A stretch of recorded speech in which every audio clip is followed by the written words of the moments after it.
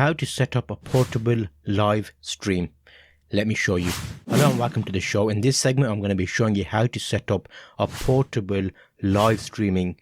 Call it a studio. You can basically do what I'm doing here, but as a live session. Everything will be linked in the chapters below to help you get along the journey. So if you're interested in just one element of what I talked about, just skip to that and have a look at that. I'm going to show you a number of things. I'm going to cover the laptop requirements, because we're going to be using a laptop. You can do this with mobile phones as well, which might be a separate video, but I'll concentrate on laptops. I'm going to show you two options: a decent laptop and a not so new laptop, an older one, because I know we will have mixed laptops. How to connect to the internet for portable live streaming, because that's going to be important. You want a good connection. I've got a bit of a hack where I'm going to show you how to actually make it faster or better or more stable. You'll see what I mean. The data usage, so how much data will the live stream use? I'm going to try a 1080p and a 720p. I'm actually going to take you out on the field so we can do a proper live stream. It's not going to be indoors, so we can test everything that works. I'm going to cover the software requirements, whether we use the YouTube Studio directly or we use something like Open Broadcast Studio, which is a software you can stream to things like Facebook, Twitch and YouTube. Camera requirements, so I'm going to actually look at different cameras and what would be the best option. Something fancy, something simple, we'll see.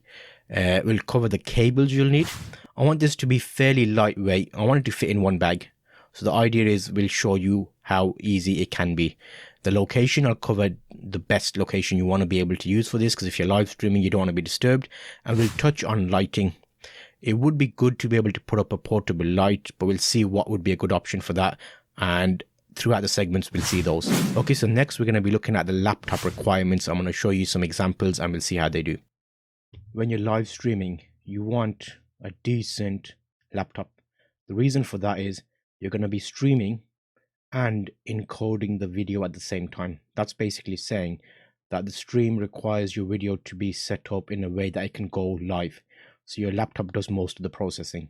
If you're using OBS, for example, we'll test it later in the video so you can see what it looks like live streamed on this PC with the full setup versus the other PC I've got. And it's got HD graphics. So there's nothing special. It's a normal business class laptop. It's not like a gaming machine or anything. Apart from that, the second option I'm also going to try, because I know not everybody will have, because that's quite a good machine to be honest. It's a i7.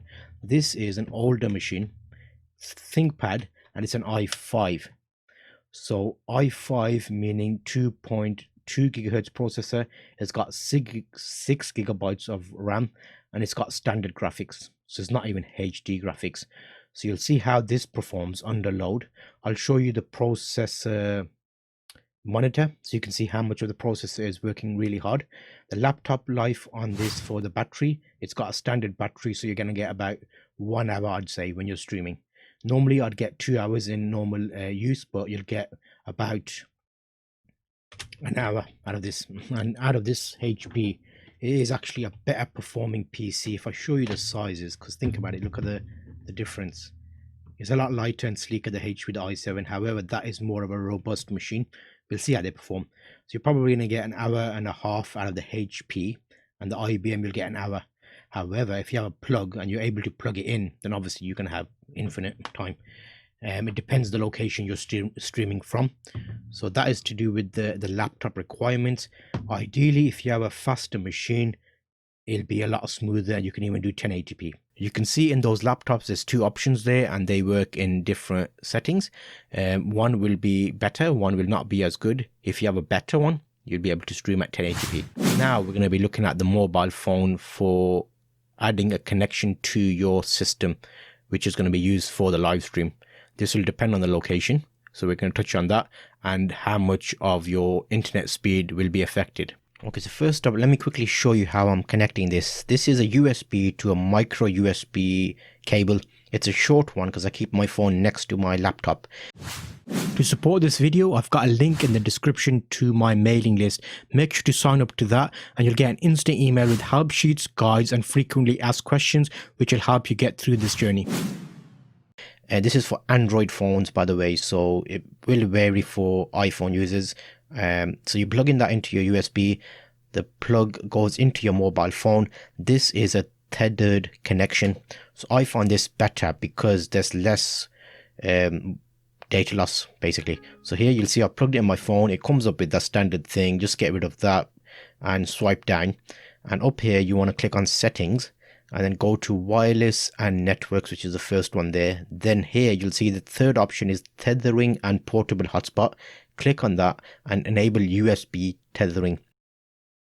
We don't want to really end up killing your mobile phone data plan. We want you to have limited data usage and have it concentrated on the live stream. For example, we don't want Windows Update running in the background that you didn't know about and it ends up using a gig of your data or something silly. Okay, so I'm going to show you how that affects the PC. So here on the PC, you'll see it shows up here as a connected device because we USB tethered it. You can ignore the other things, but I'm connecting here. I'm clicking on the connected network. You'll see there's two networks here. One is called network, one is called top secret. Top secret is my home connected Ethernet cable. So I'm going to turn that one off for this purpose so you don't see that. Network is the one we're interested in. And at the bottom, you'll see here, there's a little tick box that we will select later on. I'll show you that in detail, which limits the amount of downloads that you have because you don't want stuff like the Windows update happening, like I mentioned. So on this screen, this is an Ethernet connection. You'll see I've unplugged my mobile phone, so it took that away. Just to show you that that was the mobile phone. Top secret is my home one. So what we want to do is go along the lines of disabling the home network. I'll plug the phone back in again, and it'll pop up here again. Let me just go through the options and enable that. There you go. Ethernet 2 is definitely my mobile phone. Double click on that, go down, and that metered connection, you want to turn this on. What that means is it's actually a metered connection for your device. So that lets Windows know actually I'm being charged for this connection. So limit everything you're downloading to just important things. That will save you quite a lot of time and data. Basically, you won't have stuff downloading that you don't want downloading. And once that's been done, you can basically minimize that, and we'll do a quick I'll disable this network just so we know that that doesn't show. So if I go to change adapter connections on the right hand side, you can basically go to the there and disable it. So I'm disabling my home network, which leaves only my mobile phone tethered. And now let's do a broadband speed test. I already know that my connection where I am is not excellent, so this is going to be very low. Let's do a start. So there you go, a couple of megabytes, which is not enough for a live stream. So that's where it comes into importance. Depending on your location, make sure you do a broadband speed test in the location. You want at least 20 megabytes. In this, you can see the results were 2.8 megabytes and 1.9 megabytes. That's not enough. You want more. So let's do a Wi-Fi one just to see the difference, because I think the tethered connection is better than the Wi-Fi. So we're turning our tethered connection off, and then we'll enable our Wi-Fi hotspot. So that's it's taken that USB tethering off. Swipe down and do a search for the mobile Wi-Fi hotspot. Click the little button to turn the Wi-Fi hotspot on, and you'll see it was nearly half the speed. So let me just bring that up and do this quickly. Wi-Fi turned on my computer, and then connect to a network, which will be the Honor 9 Lite. Connect and put in my password. Make sure if you're setting your mobile phone as a hotspot for Wi-Fi, you put a password in, because if you're in a public location, somebody else could join your network, and well, that's not great, is it? So okay, there, so we're connecting, and we don't want our PC visible to other devices, so we'll say no, and that is going to work through that now for us, and we're going to be connected to the mobile phone via Wi-Fi. So you'll see in the Wi-Fi broadband speed test, it was a lot lower. So if you basically times that by 10, that's where we want to be ideally. Again, I've done the metered connection on, even on the Wi-Fi connection established. And we'll go over here now, and that's connected. Is metered connection is on. Let's do a retry. And this, we basically got like something like 1 megabyte, 1.5 megabytes upload and 0.5 download. So we want more like download doesn't really matter, because you're going to be uploading your live stream to your streaming network. So you want at least 10 megabytes or 15, 20 will be ideal. So that's where you want to be aiming. This was just an example to show you how to set it up. But when I do it properly, I'll show you the proper outdoor location and what speeds I was getting and what the live stream looks like. Software requirements, we're going to look at the software that I'm using and test out a couple of options. Okay, there we go. So now we want to add a device, which will be a USB video capture device. Can you even see this? Possibly not. make that a bit smaller. Video capture device, add source, add a new source. We'll call this Sony, and we'll do next up is the camera requirement section. I'm going to show you the different cameras and how I would connect them. So right now I'm giving you an example of one option. This is a cable that can be used alongside this action camera to make the action camera a webcam, which can be used for live streaming. That basically plugs in there, that goes in the laptop. I've got a nice long cable because I can position the camera away from the standard monitor screen, because obviously it looks a bit more flattering. I have a cheap little tripod here. This tripod is very handy. You use it for mobile phones. It's got extending legs, and you can actually position it on your desk to give you that extra little height. This cage normally comes with action cameras, so you can put your action camera within that, and then the whole thing can screw onto the little tripod. Now what this allows you to do is, you can see I can position that camera where I want to. Lighting is a special one. You can use something small, battery powered, and it will actually add that extra boom. Let's have a look at that. That is a 720p stretched out to 1080p canvas on OBS. Let's put some lights on and see how that affects it. So that's like proper lighting now. So that there, you can see how much difference light makes. So light is going to be your friend if you can pick up some cheap lights. That is a 720p stretched out over a 1080. So now this is a proper lighting setup. You can see the camera auto adjusted. I've got a lot more light. Okay, next up I'm going to show you how the HD 1080p webcam performs. So this is designed to be a webcam. It's going to be nice and easy. If you're new, it's a cheap option to get. That's how the box looks. It's an Advent webcam there. I've kept the cameras in the same position as possible just to give you a fair comparison between the three cheap camera options for live streaming. Now let's put on some proper lights. So that's proper lights with a 1080p action camera. Here, keeps dropping down. Okay, so okay, not bad. So if we were to put that as a gameplay, you can see the angle of the camera is different to the action cameras. It's a bit more focused in, locked in, so smaller, whereas the wider angle of the action camera. Let me put a light on. Okay, so that is with a ceiling light, so you can see that there.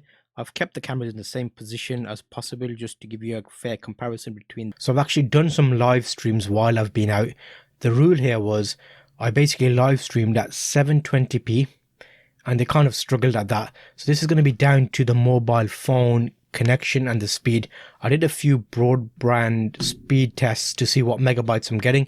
They weren't great outdoors. So a couple of the locations outside are on wired connection. What I mean by that is the wire was in the actual phone, plugged to the laptop, and they used that as the Wi-Fi interaction, and the other one was a hotspot. So I turned the phone as a Wi-Fi hotspot and connected wirelessly.